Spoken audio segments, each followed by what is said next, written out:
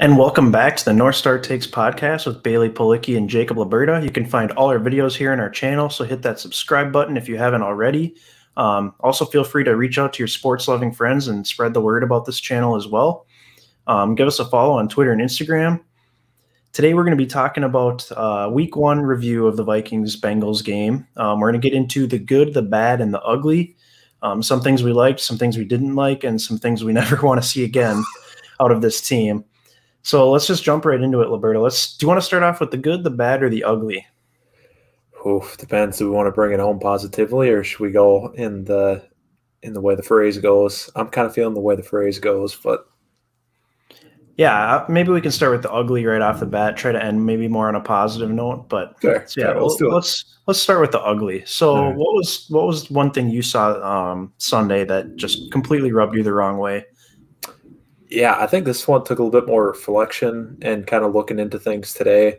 And like when all the PFF grades came out on everybody's performance from yesterday, and I think the ugly starts with Bashaud Breeland grading out with a 26 out of 100 per PFF scale. That's horrible. That cannot happen. I can't recall a time a defensive player graded out that low, and it reflects in even the stats beyond the PFF grade. When in coverage he was targeted 8 times, or his receivers he was guarding were targeted 8 times, and they recorded 5 catches for 107 yards and 2 touchdowns. That's just abysmal. Like that's not a winning formula, obviously. So I think that's where the ugly starts is Bashaud Breeland. He has to be better, otherwise he's got to get replaced real fast.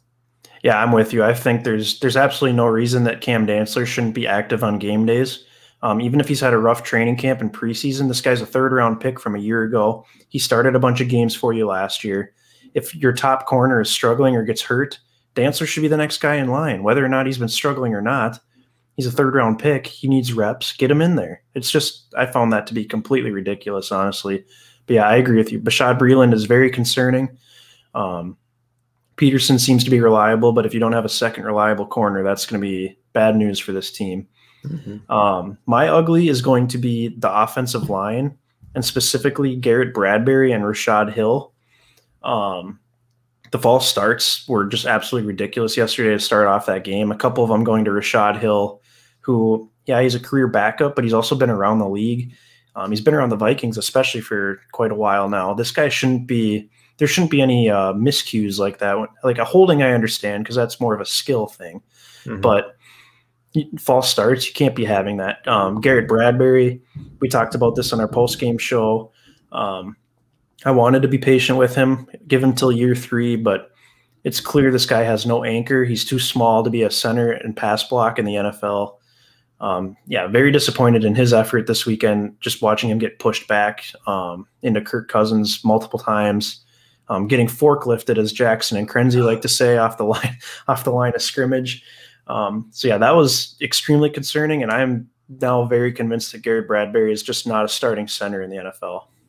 Nope, I have to agree with you. I think I'm glad you pointed out those 2 offensive linemen specifically, because like you said, Rashad Hill, that those false starts can't happen. He's been in the league. There's how much adjusting does he really need towards basically getting back maybe in the atmosphere of the fans again, where it's a little loud, but still those false starts can't happen. You got to be ready to go. You got to be focused, and clearly it just wasn't there yesterday. And like you said, holding you can accept a little bit more just because that happens time to time, and he's going up against a pretty premier pass rusher, Trey Hendrickson. Like he's very solid. So, I mean, that's going to happen. But like you said, there just needs to be more focus there. With Bradbury, obviously, I think we'd have liked to have seen more improvement by now in a third-year guy, especially a former first-round pick, and it just hasn't been there. So that's very worrisome, and it's looking like another bust along our first-round picks here of recent years. So not good at all. All right, let's jump right into the bad. What do you have for this? The bad, I would probably say, kind of piggybacking off of your offensive line conversation here, I would say the run game yesterday.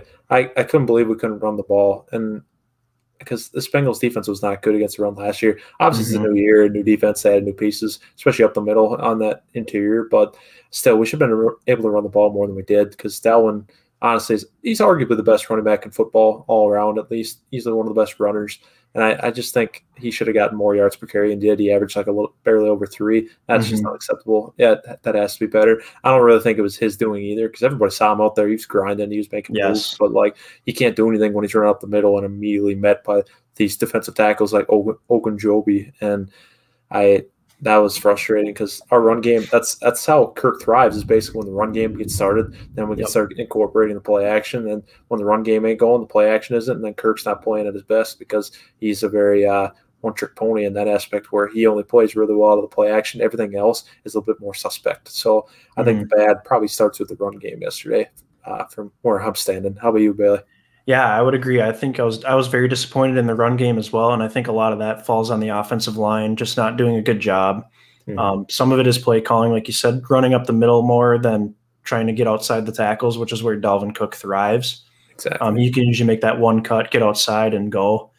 I'm going to keep it on the offensive side of the ball as well, and just say that overall, it's obvious that Kubiak did a decent job calling plays, but I think the scheme in general is just not a modern. It's clearly not a modern day NFL scheme, and they're just way too conservative of a unit. I mean, they play not to lose rather than to win. They don't push the envelope on 2nd and 1. They're running the ball, just trying to get a first down. Those are downs you should be pushing the ball down the field. Try and get a big play. If it's an incomplete pass, it's 3rd and 1. Like that, it's okay. Stuff like that, just situational stuff that's very frustrating.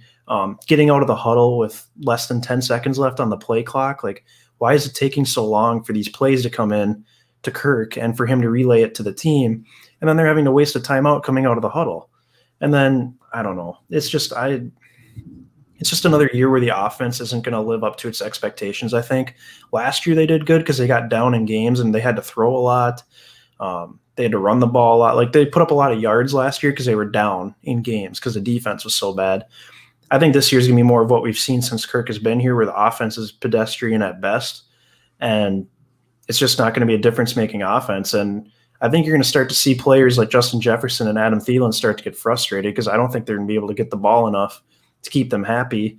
And I'm sure we'll end up seeing Dalvin Cook get hurt at some point this season as well because they're just going to run him into the ground. So I would say I'm very concerned about, while I do think Clint had some unique wrinkles in there, like the Jefferson pass and having 4 wide at wide receivers at certain points.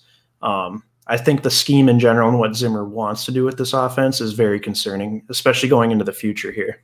Yeah, I love that you brought up the scheme there. And honestly, if there's a silver lining, like obviously you don't want to see guys go down, especially a guy like Irv Smith with so much promise and all the hype in training camp and what was honestly a pretty down experience for this team.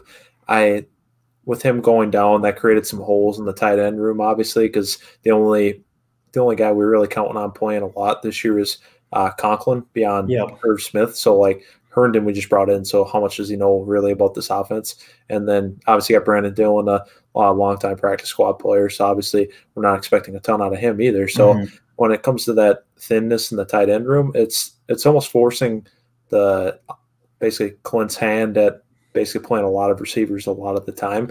And that's more of a modern day NFL offense, which is good. So then we can kind of maybe stretch it out a little bit more. But like you mentioned too, we didn't really take that many shots yesterday. And Kirk's air yards per attempt, his average air yards per attempt, it was not nearly high enough as it should be. And like you said, it just comes down to being aggressive and not sitting back and sitting on our hands and basically trying not to lose. We're not playing to win. So I don't like the way that's trending either. I totally agree. It's very frustrating because you watch at least like half the teams in the NFL now have finally picked up on the fact that, hey, you need to win with your offense. You need to be aggressive with your offense. More times often than not, it's worth it to be riskier and go for a crucial 4th down or try and actually complete like a 2nd and 20, something like that, rather than, just give it up and hand it off or just throw a check down or something along those lines. So I don't know. I don't think it's going to change unless Zimmer ends up getting broomed, which it could end up happening. But let's try and end on a positive note here. We'll transfer to the good here. What's something good that you saw on Sunday that you're encouraged about?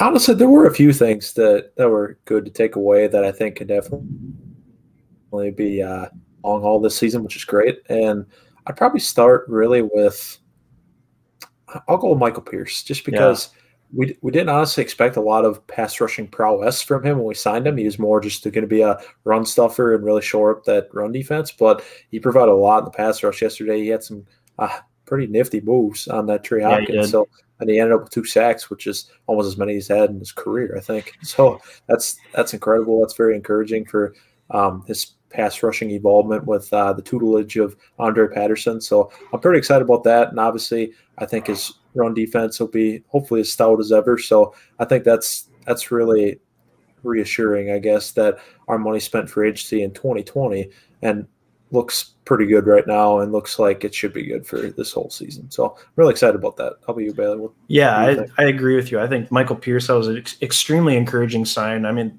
thinking that he was just going to be our run stuffer, and he ends up getting 2 sacks in the game yesterday. I mean, it's clear that this guy's put in the work to become a better pass rusher already.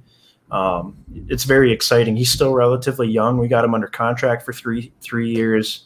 Exactly. If you can keep Daniil around as well, I mean, that's a good pair to have on that defensive line for a few years here to come. So they're just beasts. And I would add one more thing with Michael Pierce too, that I think honestly plays into his success yesterday, was just I think he brings a good energy to the team. Like, yes, he seems really excited to be here with the Vikings, and I feel like I don't see that out of enough guys that are just really pumped about the team, pumped about basically trying to win. And I feel like Pierce kind of leads the charge for me as far as being in the public eye and basically vocally coming out and be like, yeah, I'm pretty excited. I'm happy to be here and I'm ready to win. Like, he just brings a good energy. And I feel like we need more of that in this locker room, because there just seems to be something off right now. So I do appreciate that about Pierce too, off the field, is that he just seems like a pretty positive guy, and he seems like a guy people can rally around.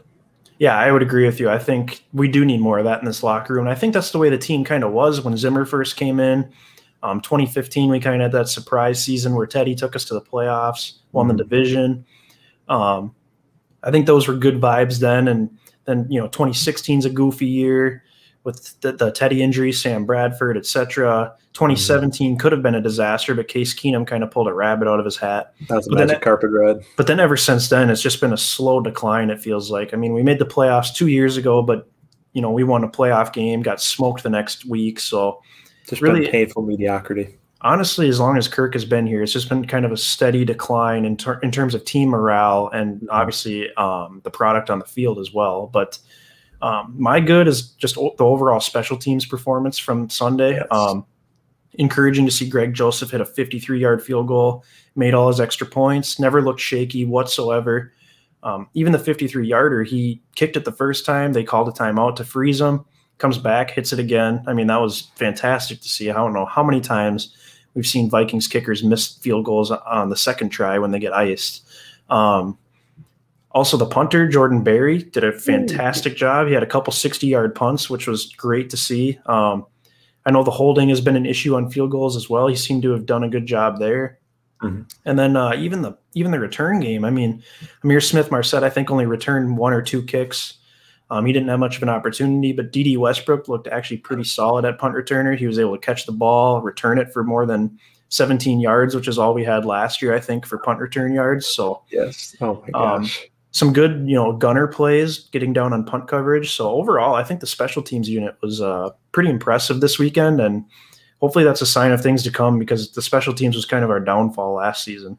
Yeah, absolutely. That's a huge positive sign for our new special teams coordinator, Ryan Feakin. And basically, there weren't any rough plays that you just kind of have to cover your eyes at. And honestly, everybody obviously was holding their breath when Greg Joseph went out there to kick that game-tying field goal. And he came through. And there was nothing wrong with special teams yesterday, and hopefully this can continue. Obviously, it was only one game, but let's hope it's a sign of good things to come. And kind of on another note, I really wanted to throw in too, a couple more honorable mentions with the good that I was kind of thinking about too, along with Michael Pierce, is honestly both Pat P looking pretty good yesterday, because anybody watching the game probably didn't hear his name a lot, which means Burrow just wasn't throwing at him. So he must have been pretty good in coverage. And then another one I'd throw in there too is this wide receiver room. You already brought up Emir Smith-Marset in the return game, but kind of going out to our wide receiver 3 this week with KJ Osborne, reeling in 7 catches for 76 yards. And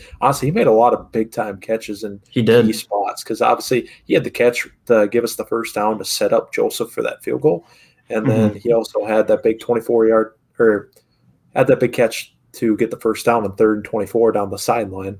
And, he was making a lot of great plays, and that's really great to see.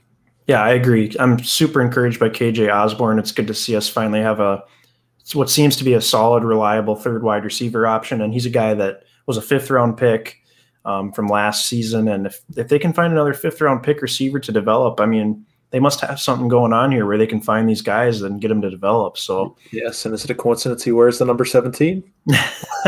Jarius Wright, baby. Yes. Yeah, it'd be great if he could become an even little better version of Jarius Wright, just be a solid 3rd-down pass catcher. But yeah, I'm encouraged by that as well. And I'd like to think the offense will get better as the year goes on here, but I don't know. It's like I mentioned earlier, it's just I think the scheme in general is just, it limits us in terms of our potential. Yes, exactly. So, but yeah, we'll get into more Viking stuff later in the week here as well. That's going to do it for this edition of the North Star Takes podcast. Be sure to hit that subscribe button if you haven't already. Like this video as well if you're a Vikings fan.